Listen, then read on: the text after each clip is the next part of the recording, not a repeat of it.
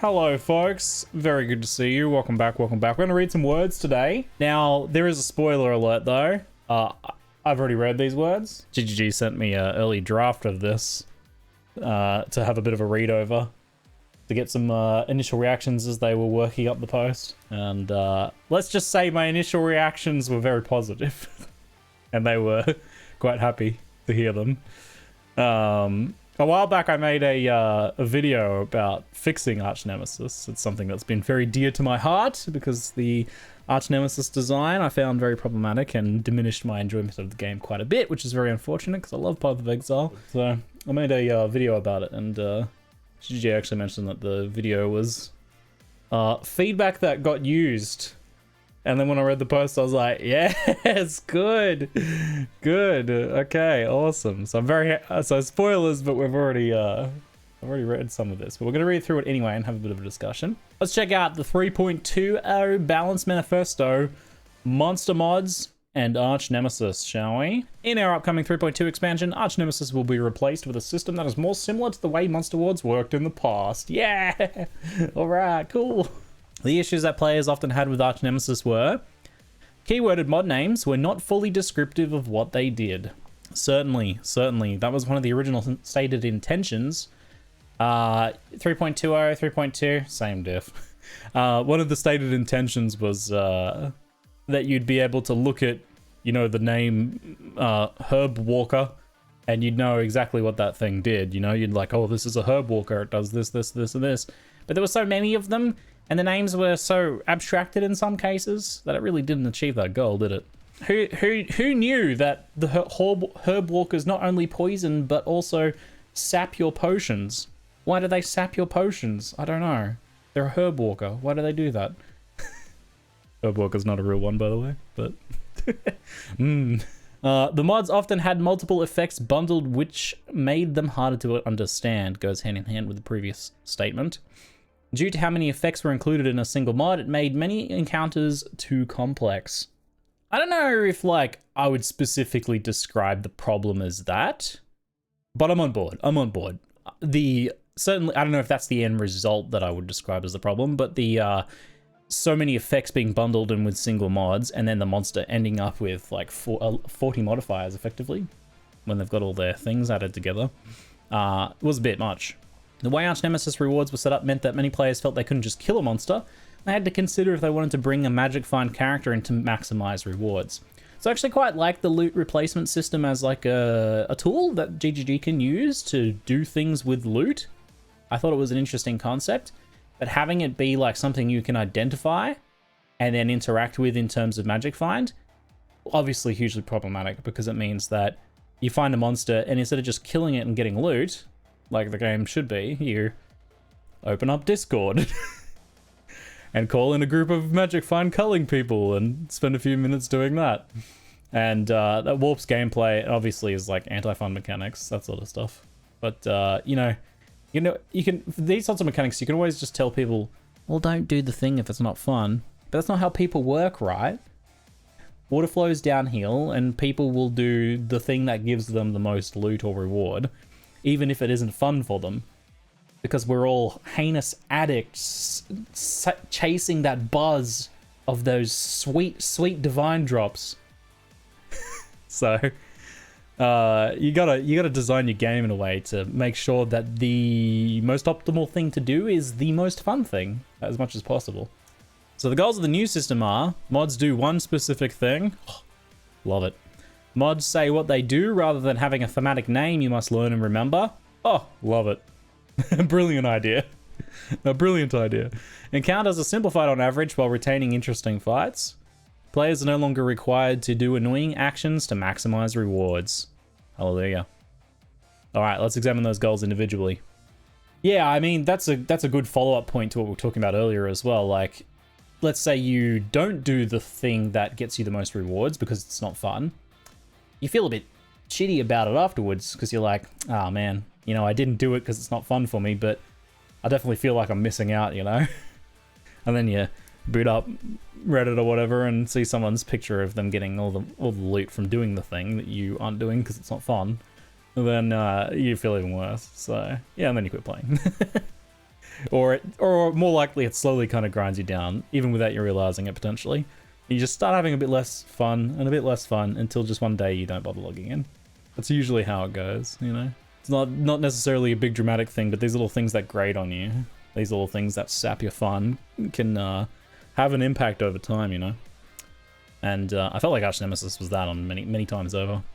Mods do one specific thing. All right, here's an example. Magma Barrier did a whole lot of stuff. It started by putting a magma barrier around the monster. That part, I'm on board with. It's like, cool, great, physical thing you can interact with. It's actually pretty obvious what it does. But yeah, the problem is that it didn't stop there. Converted some of the monster's physical damage to fire, added some fire damage on top, granted fire resistance, and gave some physical damage reduction for good measure. Because why not, right? Magma barrier. It's not like a alright, okay, sure. It's a barrier, I guess. Still, it also spawned volatile flame bots to follow you. As well, why not, right? The new equivalent modifier just puts magma barrier around the monster and does nothing else. And this is something that I talked about in my video actually, was like the idea that if you want to do this stuff, design monsters that do that. Because I think that lets those encounters be designed much more cleanly. You can scale them with the simpler modifiers. You don't get really ridiculously painful gameplay too often, where you get like nasty combinations of things that just don't work together. And you end up with like a cooler monster, you know? You've got like a monster that does all these things, and you know that monster because you've seen that monster before. It's like that's like a boss encounter design, right? Like that description is like the description of some fire boss, right? Some fiery boss. It's named Magma Barry.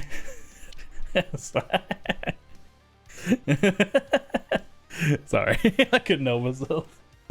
Magma Barry. Mods say what they do rather than having a thematic name you must learn and remember. For example, rather than Incendiary, which broke down into 6 properties, you'd now see monsters with either Ignites or Fire and Ignite resistant. Instead of Deadeye, which did 5 separate things, you'd now see Applies Random Mark, Extra Crits, or Accurate as separate unrelated mods.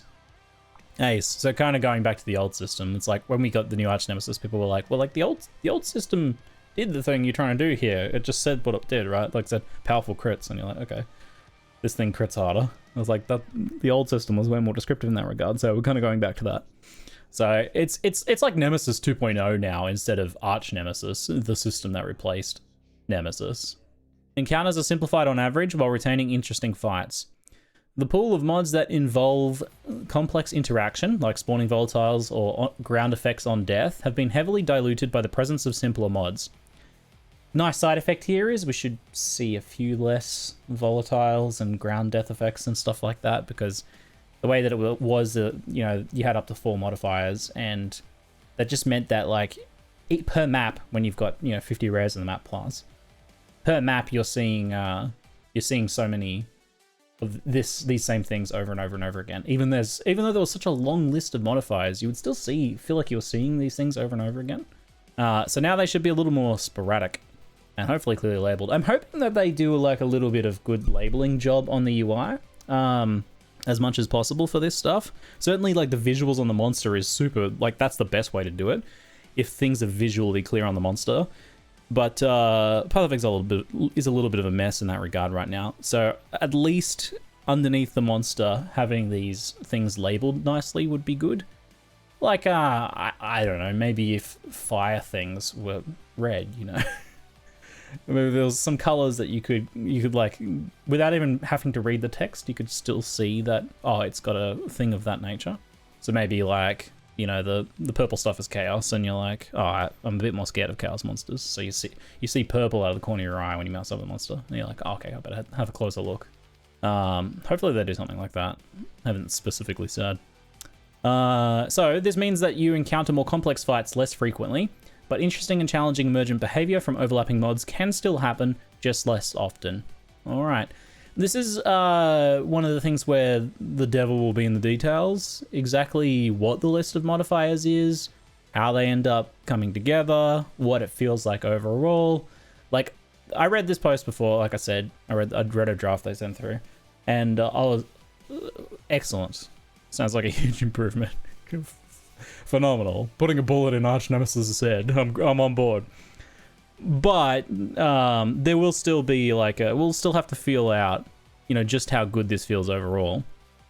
Whether the list of modifiers and everything, all that actually ends up working out nicely. There's still room for a bit of friction there, but this is such a better fundamental starting point for rare monster design, I think.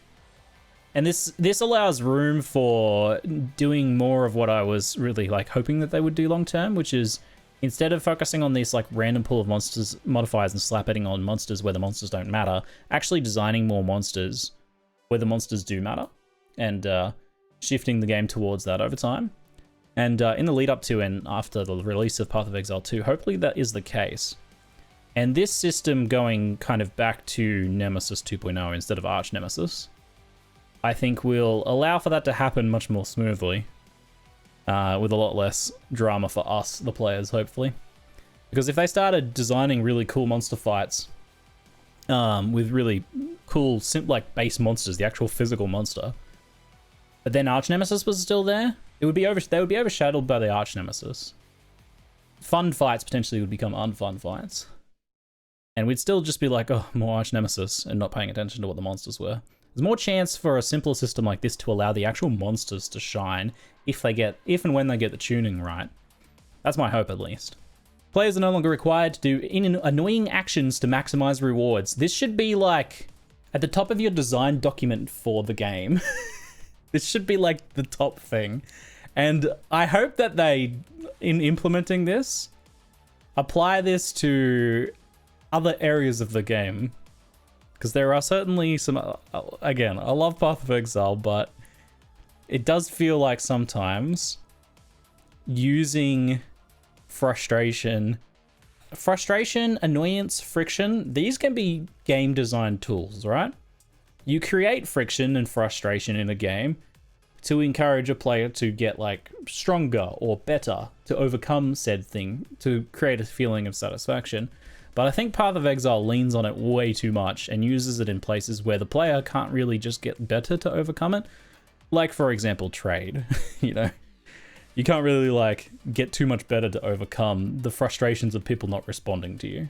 But that friction, that frustration is used as a balancing point for the game currently, which isn't, I think, the best route.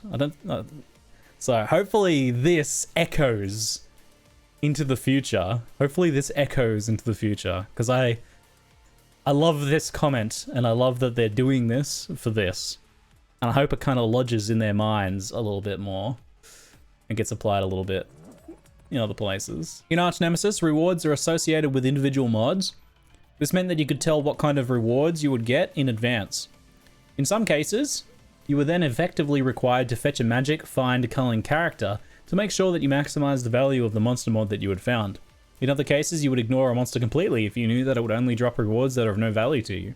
We have added a significant pool of new rewards to rares, but the reward that is on the monster is hidden. So this, I think, is the core solution, because that, when you don't know which monster is going to be the one that's going to drop, you know, all of the converted currency or whatever, you can't do anything about it, right?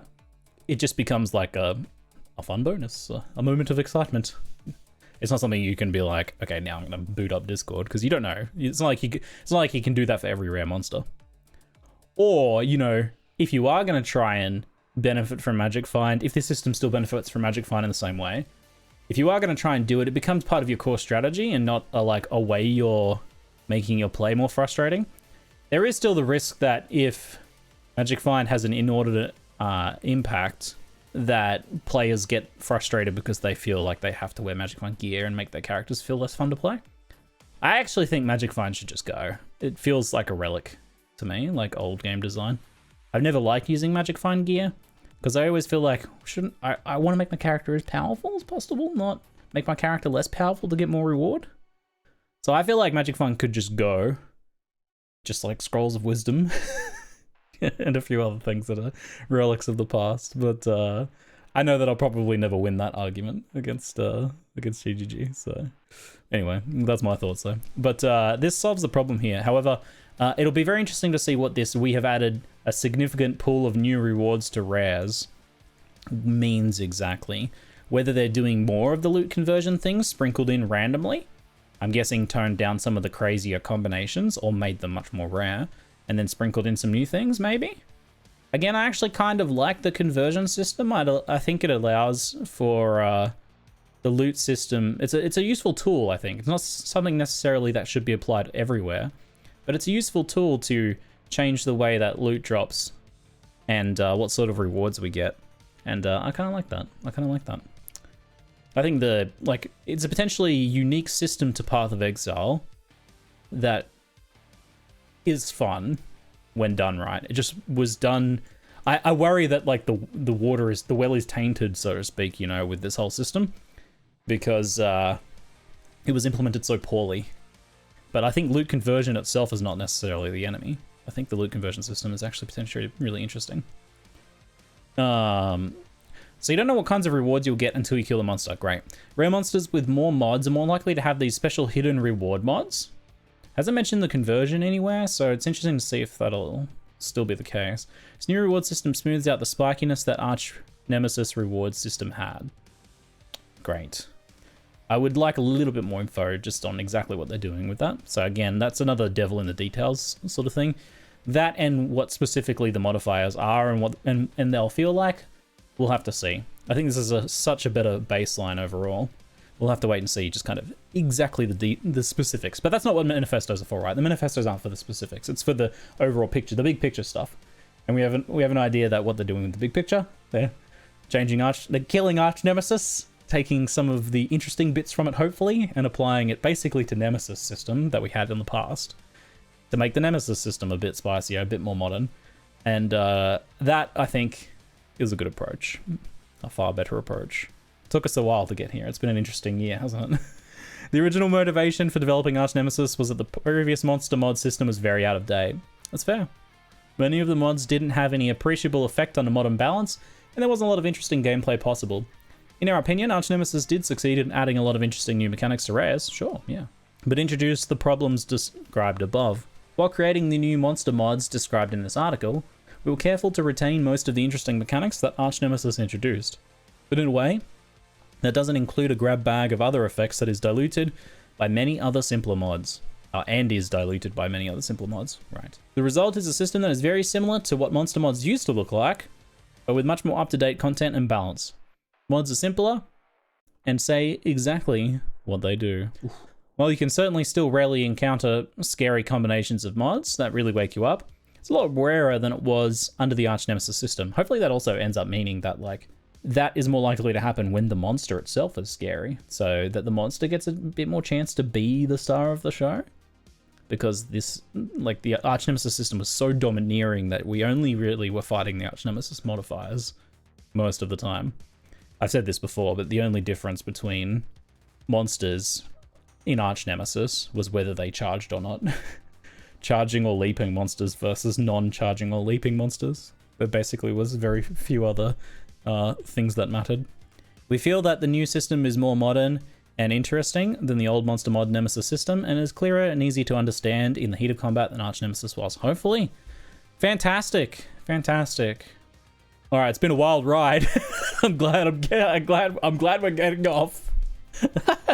This roller coaster was too crazy. I want to go on one of the simpler ones. Put me on one of the kiddie coasters for a while, please. I'll be interested to see a little bit more detail on the modifier list and the monsters, just to see, oh yeah, that it's meeting my hopes, but overall, far better baseline.